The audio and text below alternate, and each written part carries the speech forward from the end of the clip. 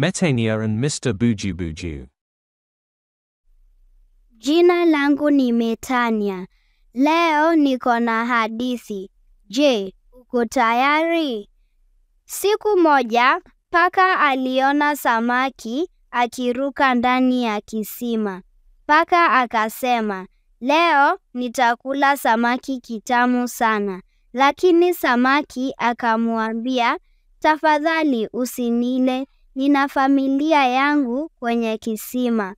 Paka akasita, kisha akaamua kumsaidia samaki kurudi ndani ya maji kwa usalama. Samaki akashukuru na kusema, asante paka, ukarimu wako umeonyesha moyo mwema.